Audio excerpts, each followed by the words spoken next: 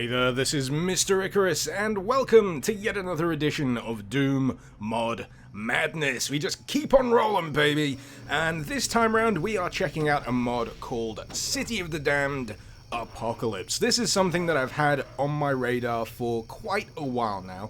I've been dabbling in it here and there, but I've never really dedicated enough time to do a full and thorough playthrough. Other slightly more immediate stuff always seemed to pop up, but now I've had the time, I've had the patience to sit down and give this mod its due diligence. And you know what? This is a pretty damn impressive and atmospheric mod. A lot of that atmosphere comes from the use of setting and the use of the fancy effects that you can squeeze out of GZ Doom here. Setting it at night during a full moon, pretty nice atmospheric touch. Having a dash of mist, of fog scattered around also helps. And the soundtrack, it's probably something that people don't always consider first and foremost, but straight away I recognized it. Music from Resident Evil. Granted, I couldn't tell you which Resident Evil exactly, but it's Resident Evil all the same. Definitely contributing to the spookiness at the core of this mod.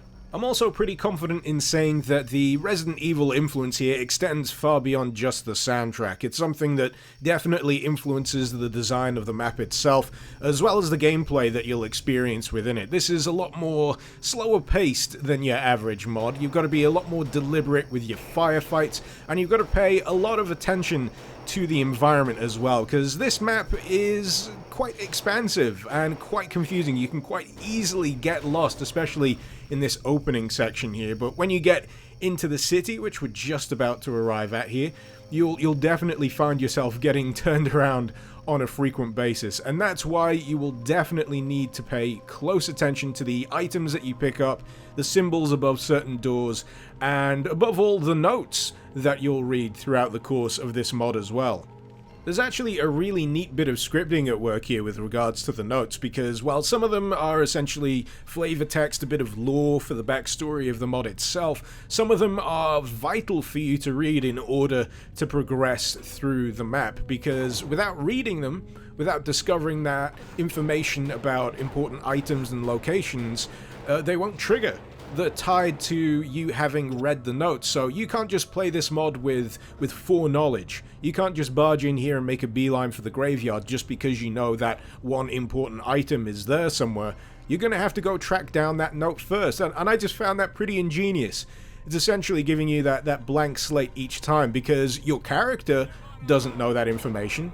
You're going to have to give your character that information first before you can trigger those events, before you can go and actually find the vital stuff that you need to progress. And yeah, it's just a really neat way of making sure that this kind of expansive, very explorable level has a bit of structure to it. It's also a great incentive for the player to pay more attention to those notes themselves, even if most of them are in fact flavor text. But then it just deepens the experience of the mod. You learn a little bit more about the history of the city, about the cult that's currently infesting it, and it's a really good way to tie in story with gameplay.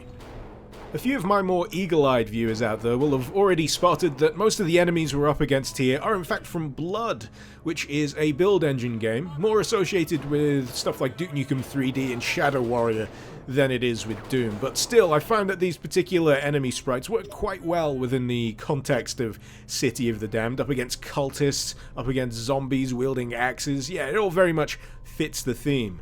And I'm finding that the use of textures in the environment here as well is very much Blood inspired. It even extends down to the weaponry. The pistol, not so much, but you'll definitely be getting your hands on Blood mainstays like the sawn-off shotgun, the Tommy gun, and the napalm launcher. But actually, come to think of it, that's pretty much your lot when it comes to weapons in this particular mod. It's very restrained, all things considered. It definitely works in its favor. You're more inclined to try and use the right weapon for the right job. Now, while I was researching this mod on Monday, I posted on Twitter that this mod had rustled my jimmies several times. It was a clear case of this mod doing something very right.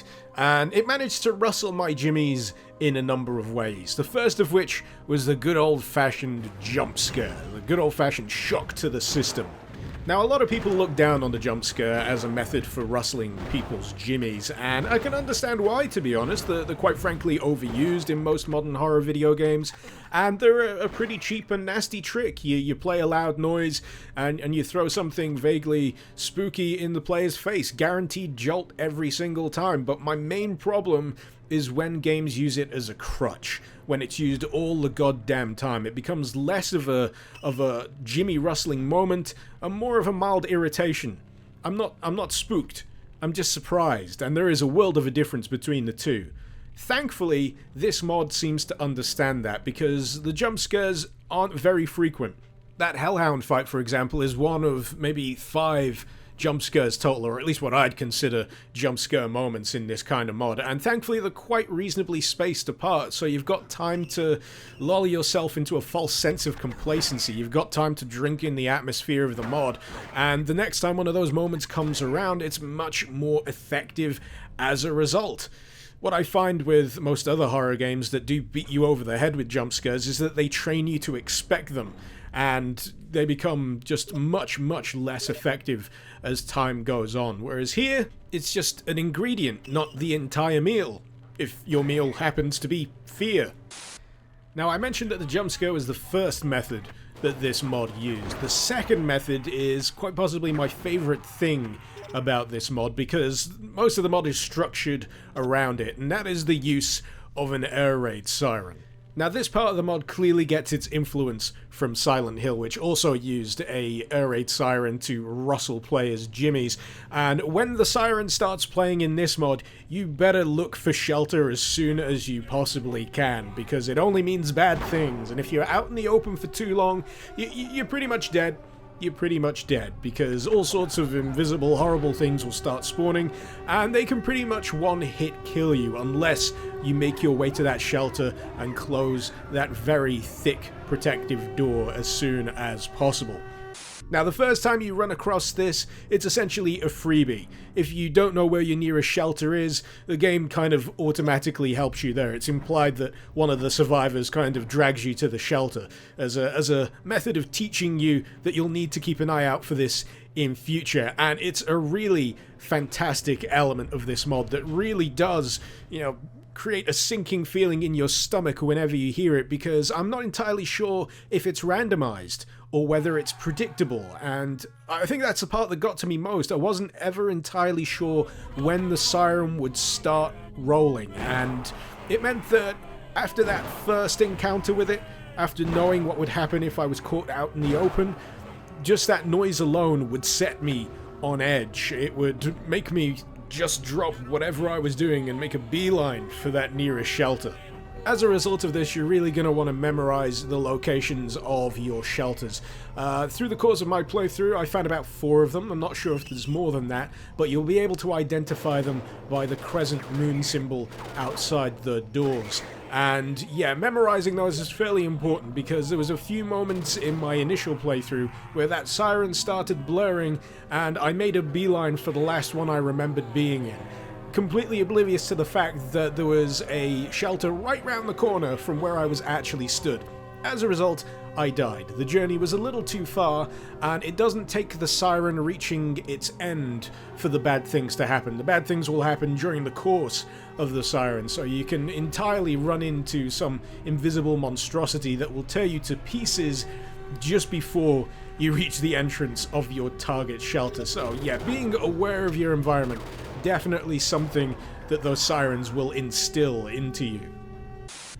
The Silent Hill influence here does extend beyond just the air raid siren. I mean, the usage of occult in this mod is very Silent Hillish, and the element of cross-dimensional fuckery that we've got here is also right up the Silent Hill alley. This creepy carnival in town, if you enter through the main tent, you'll do a perfect loop of the inside and inexplicably emerge on a different plane of existence. It's a really neat touch. I love these little bits of map design, things that screw around with the player's sense of location.